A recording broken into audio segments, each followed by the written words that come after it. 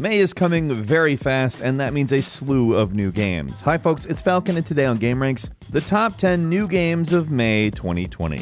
Starting off at number 10, it's Someday You'll Return. I think it's probably best just to say right up front, the developers have said multiple times that it draws inspiration from Silent Hill, The Vanishing of Ethan Carter, Resident Evil 7, and Outlast 2. Now, altogether, those are some pretty varied titles, so it's important to maybe note a little bit of the story, too. Basically, you play as a guy whose daughter has run away before. However, this time she's run away to a forest that you swore you would never return to, due to some traumatizing events that happened there when you were a kid. Needless to say, you're going back. That's the point. Someday you'll return. But it's important to note just how cool this game looks. It's really got a unique look to it. Like, in some ways it has a little bit of a BioShock quality to it, while at the same time reminding me of The Forest. I think a lot of different people will see a lot of different things in this game, but supposedly, the monsters aren't the scary ones. Someday You'll Return is hitting on May 5th on PS4, Xbox One, and Microsoft Windows.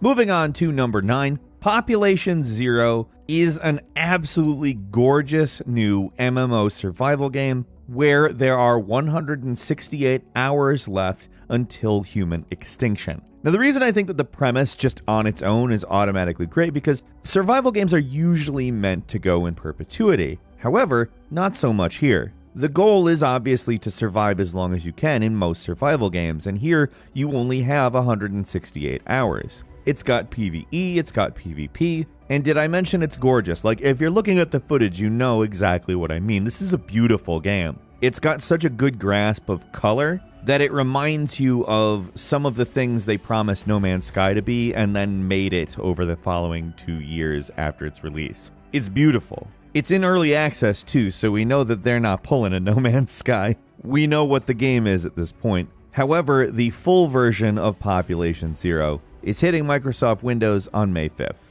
Coming in at number 8 is The Wonderful 101 Remastered. Now, The Wonderful 101 came out back in 2013 for the Wii U. It is actually a phenomenal game. It's a platinum game, directed by Hideki Kamiya. You essentially control a horde of various different superheroes that all do different things, and you unite them into different types of objects to defeat enemies with. Now, this game is absurd in exactly the best ways. It is not really a standard platinum game, but damn, is it fun as hell, and I'm stoked to see it out on consoles that are not the Wii U, because it's a game that should have got a lot more attention, but the words Wii U are exactly why it didn't. As far as plot goes, it's not really that complex. It's just some aliens attacking some kids on a school bus at the start, and it evolves from there. It's very silly, it's beyond fun. The Wonderful 101 remake is out on PC, PS4, and Switch on May 19th. Number 7 is Those Who Remain, a psychological thriller, a game where you, Edward, have a good life, a good family, and yet you have a secret affair in a scary little town called Dormant. I'm sure it's called that for a reason, too. It sounds a little bit too much like Dormant, and the town is apparently on some sort of weird dimensional rift where the fabric of reality is in question. You travel between two dimensions, the quote-unquote real one and a scary one. You have to manipulate light sources to keep yourself in the light, otherwise you are going to get into trouble. And let's just go ahead and say something. This is, for the scale of game it is, absolutely gorgeous. The art direction in this thing is just amazing looking. It evokes a lot of 80s stuff, but a little bit more grim. The colors are a little bit muted, but not super muted. There's a lot of colored light being played around with, but it's not so blatant as a lot of colored light is nowadays. And there's a lot of scary sights to see. Those Who Remain is coming to PS4, PC, and Xbox One May 15th. It will also be coming to Nintendo Switch sometime during the summer. We will keep you updated on that. It's very exciting looking though.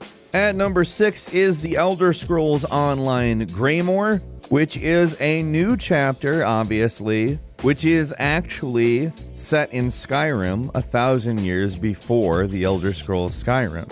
Now, it's obviously not the full Skyrim map, it is Western Skyrim. Essentially, what you're tasked with doing in this DLC is stopping a vampire lord. It is a continuation of the Harrowstorm story, and the story it's telling will continue to be told throughout the entire year. Now, I'm just gonna go ahead and say this, like, The Elder Scrolls Online is a way better looking game. It's, for the most part, a better working game than most Bethesda games. They made an engine specifically for it that does what it's supposed to do. I think we all know my gripes with Bethesda using their same engine over and over again. I don't need to retread them. I'm looking forward to exploring Skyrim in The Elder Scrolls Online, and I will be doing so when it hits on May 18th. At number 5 is Ninjala, which is, I'm just going to go ahead and say it, a game I'm really excited about. I really didn't hear about it until fairly recently, and it gives off these serious Splatoon vibes.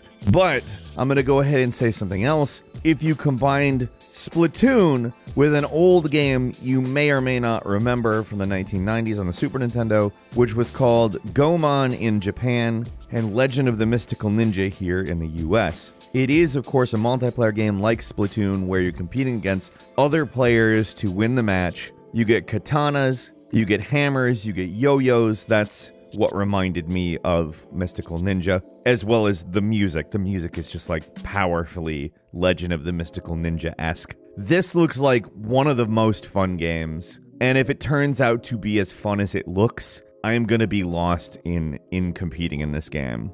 Ninjala is hitting May 27th. You can download a demo now. It is tons of fun, and I cannot wait to play the full game. At number 4 is Before We Leave, a city builder on a hexagonal grid where you rebuild civilization. You emerge from the ground without the knowledge to grow anything but potatoes, because potatoes grow under the ground. You do so much more over the course of this, of course. You even leave the planet. I, of course, have not played it yet. It's not out. It does look very cool. It purports itself to be able to build multi-planet resource networks that may or may not be under attack from hungry space whales that you have to fend off. It claims non-violently, although I'd be very interested to see exactly what it means by non-violence. It is very cool looking, though. You're on a big sphere with hex grids, you build cities, you deal with stuff. And personally, it's something I'm very interested in. In some ways, it does remind me of Civilization, although, again, it purports itself to be non-violent.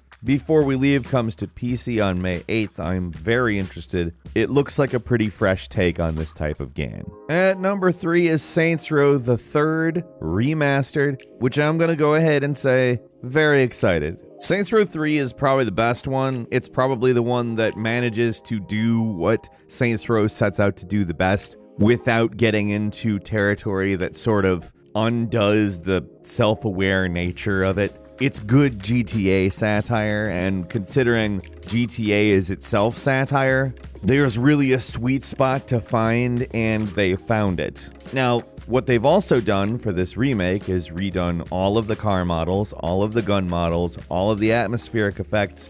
Basically, it looks way better. Does it look like a brand new game? No, of course it doesn't. It's a decade-old game. It's from 2011. But all those new lighting effects, the volumetric everything, it all looks really nice. I will be playing Saints Row 3 Remastered. Of course, it is coming to us on PC, PS4, and Xbox One on May 22nd. At number 2 is Minecraft Dungeons, a brand new dungeon crawler built in Unreal Engine with the aesthetic of Minecraft, keeping in mind this is not a mining or crafting game. It is a dungeon crawler, period. It's just set in the world of Minecraft.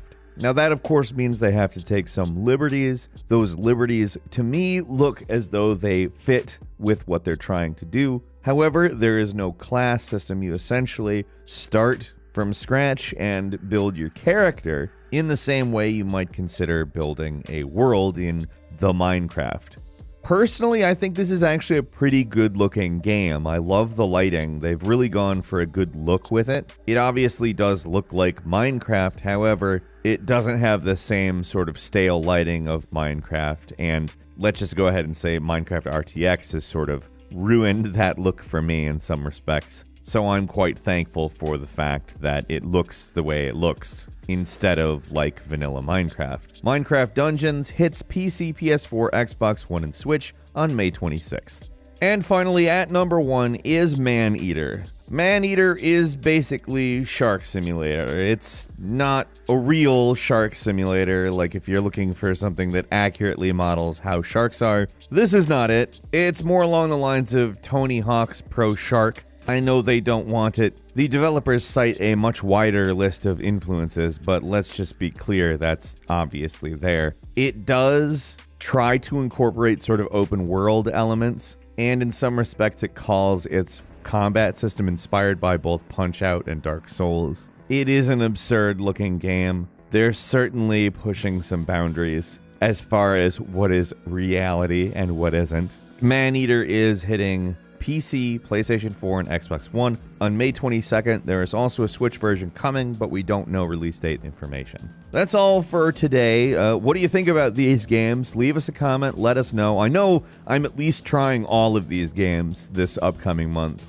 Hopefully they all turn out to be as good as they look. I'm particularly excited about Ninjala and the Saints Row remake, and probably Maneater. I just really want to actually play Maneater. It's been something that's been on my radar for a while. Leave us a comment, though, on your thoughts. And if you enjoyed this video, click like. If you're not subscribed, now's a great time to do so. We upload brand new videos every day of the week. The best way to see them first is, of course, a subscription. So click subscribe and don't forget to enable all notifications. As always, thank you very much for watching this video. I'm Falcon. You can follow me on Twitter at Falcon the Hero. And we'll see you next time right here on GameRanks.